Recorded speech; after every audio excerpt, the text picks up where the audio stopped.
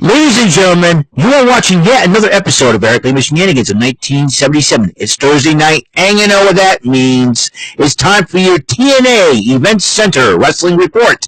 And now here's the man to give you that report, Mr. Eric M. Lima.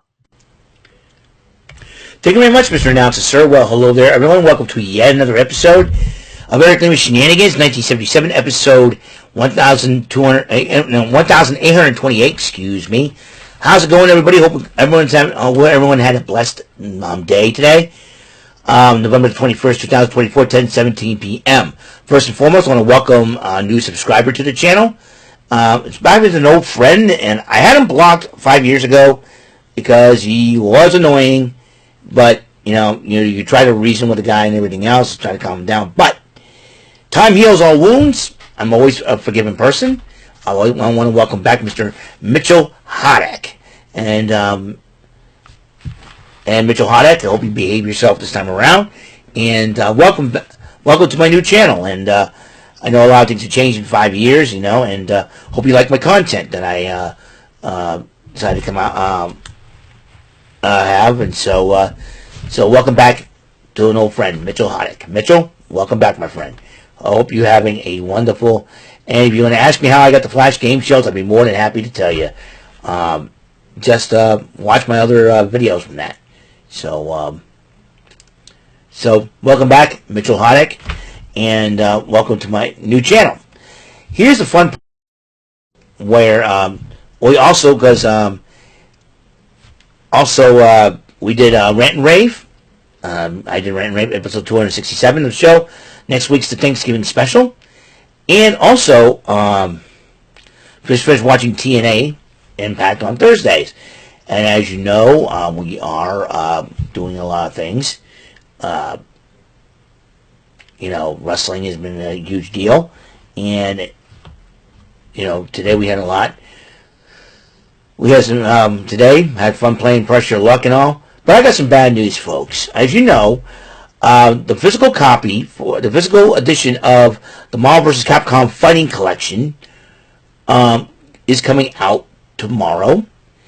But when I pre-ordered it on Best Buy, because I think everybody was, unless a miracle happens, I'm going to get it Tuesday instead of tomorrow. Now you may be thinking, Eric, you pre-ordered it, should come in the day that it is released. Yeah, but right now it's in Illinois, but I've found out in Illinois there's some snow up there. Because of the snow, it could make things delay a little bit, so I might get it first Thursday, unless they updated the Best Buy tracking app as fast as they can on this bad boy, and probably won't end up. If it ends up tomorrow or Saturday, I'm good with that. But also, I got the digital version of the Marvel vs. Capcom Fighting Collection for now, so I'm holding on to that. So I'm at peace with that for now. Once I get it Tuesday, and as you know, I don't get out till 11 o'clock on Tuesday, so that's going to be a little, different thing. But however, I had a feeling this might happen. But as long as I get it before Thanksgiving, I'm good. That way, when Thanksgiving comes around, hopefully I will do an extra video for you guys, because Thanksgiving is going to be at this place this year, and everybody's coming here, which I'm really excited about. So I'm hoping to do that, get that, everything else, and yeah, I feel sad that I'm not gonna get it tomorrow, but it is what it is. No big deal, and I'm sure a lot. So sometimes you do, because I did pre-order for it back in June. Is like, I'm sure y'all don't understand that. It's like I don't understand it either, but that's okay. It is what it is. It is what it is, and it's in Illinois, and so all that good stuff. So yeah. So that's how it is. So I'm probably gonna get it Tuesday. No big deal. There will be a virtually purchase acquisition video about it. So I'll be getting it soon. I'll be shocked if it comes in tomorrow or Saturday. Like I said, Tuesday. But sometimes they say, oh, it's an early delivery, because eBay's done that a couple of times on me. When I say, oh, it's going to be on this day, you're going to get it earlier. So possibly Amazon does this as well, but, we'll see. We'll see what happens. So, yeah, I feel sad. Yeah, I'm a little upset, but not totally upset, Like I said, I got the digital version. I'm good for now. I'm good. And once I do get the physical copy, then we'll go from there. All right? We're going to talk about TNA. TNA Impact just happened. Knockouts title on the line, no DQ matches. Monster Slamovich defending against Alicia Edwards. And had a matchup between these two ladies, and I'm sure Alicia Edwards trying to do everything she can to get the title up Slamovich, but Slamovich did retain. Tasha Steelz comes out to attack Masha after the matchup, but then Jordan Grace helps out Masha. So the Rascals and Kushida, as you know, they're going one-on-one. No, not one-on-one. Trios matchup at Turning Point as they go and face the Hardys and Ace Austin. This could be a heck of a matchup for sure, and they were looking forward to it. Meanwhile, another knockout section, the women kick off Impact. Jody Threat of Splitfire went up against Ash by Elegance. Heather Reckless, a.k.a. Heather by Elegance, got involved during the matchup, and Ash by Elegance wins the matchup, by the way. George Iceman, the personal concierge, introduced Ash by Elegance to the ring. And then Mike Santana addresses the Fayetteville crowd in North Carolina, and talking about how, talking about his title aspirations. And Frankie Kazarian comes out with his Call Your Shot Gauntlet trophy, interrupts Santana, and then there's a matchup where Frankie Kazarian faced Rhino one-on-one, and Kazarian using the ropes to pin Rhino, but then Rhino, the TNA Hall of Famer, gores Cass after the matchup. Steve Macklin was stepping in his hotel room and thinking about things and turning on the TV and stuff, and then ends up talking to Eric Young at a table, at a desk, so in the office, so to speak. It seems like Eric Young is trying to help Macklin out.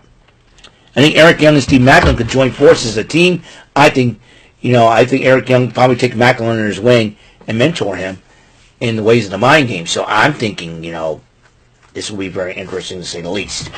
What happens here? Meanwhile, Leon Slater and Laredo Kid, the former X Division champ, the former digital media champ, takes on the X Division champ Moose and JDC, and Leon Slater and Laredo Kid did pick up the victory, but the system attacked them after the matchup. Not very happy. Poor sports, the system are. Joe Hendry comes out to address the Fayetteville crowd about never giving up a dream, never giving up, still going all in for the TNA World title, and going after Nick Nemeth for the championship. Nick Nemeth addressed that situation, and just Eddie Edwards' system. As you know, at Turning Point, Nick Nemeth will defend the title against former world champ Eddie Edwards. So,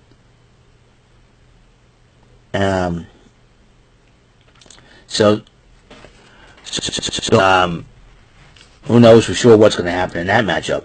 Savannah Evans makes her first return in-ring appearance. She goes up against Brittany Jade, and Savannah Evans wins the matchup in dominant fashion. Meanwhile, Jordan Grace and Monster Slamovich were talking about the title match and said Jordan Grace had this idea of having a 2 out of 3 falls match to prove who is the best knockout and who is the best for the knockouts division. Monster Slamovich goes, I like that idea. And he said, I'll text you later about it. So both ladies still on friendly terms for now.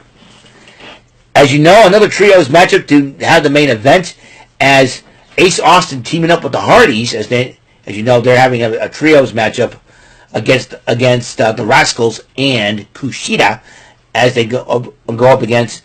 So Ace Austin and the Hardys face Trent Seven, who betrayed Mike Bailey. By the way, Speedball Mike Bailey is rumored to been heading to AEW. And if that's the case, that adds more of a new dimension to AEW for any title in that company. As you know, went up against Trent Seven, Hammerstone, and Jake Something. And you know, a lot of treachery on Trent Seven's part gives him, Hammerstone, and Jake Something the victory over the Hardys and Ace Austin. They were about to continue attacking them after the match until Kushida and the Rascals, who have respect for the Hardys and Ace Austin, head to the ring to stop the carnage. But Trent Seven says, let's go. We don't need to worry about it. And then he talked to the boys after the cameras went off and said, hey, we won the matchup. We embarrassed the Hardys in North Carolina. So, that's all the time we have on this episode 1828 of the show. A little friendly reminder, once again, I'm not going to be able to get the physical copy of Marvel vs. Capcom Fighting Collection tomorrow, possibly Tuesday will be, unless things change here. I'll check up on my Best Buy app, because that's what I pre-ordered it for on Best Buy back in June. I know it doesn't make any sense, but hey, you know what? I got the digital copy for it for now. I got the digital version of it. I am planning. At least I'm going to get it before Thanksgiving. That's the most important thing for me. If I get it before Thanksgiving, then you know what I'm going to do? I'll probably bring Shenanigans Arcade back. What things? The Shenanigans Arcade Zone. You know, I could call it that, Shenanigans Arcade Zone. Hey, I'm onto something here. We shall see. Well, before I wear out my voice once again, you guys have a great and wonderful night. Remember, tomorrow, the Game of Strategy, Luck, Knowledge, and Daring, Bullseye, is coming back for another episode of Fearless Friday. I'm getting paid tomorrow. That's a cool thing about it. So I will see you guys later. Again, Mitchell Hoddick, welcome back. And welcome to my new channel. Thank you for tuning in, and I will see you on the next episode. And until that next episode comes rolling around, Mr. Announcer, you do this for free, my man. Take us home. That is all for today's episode. This is your announcer speaking for Eric Lima Shenanigans of 1977. A Big Beefy E, door for Bob Saget Productions, and in association with a Raven Bofa Telepictures and Distribution. Thank you for watching today's episode. Tune in next time for another episode of Eric Lima Shenanigans of 1977. Goodbye for now.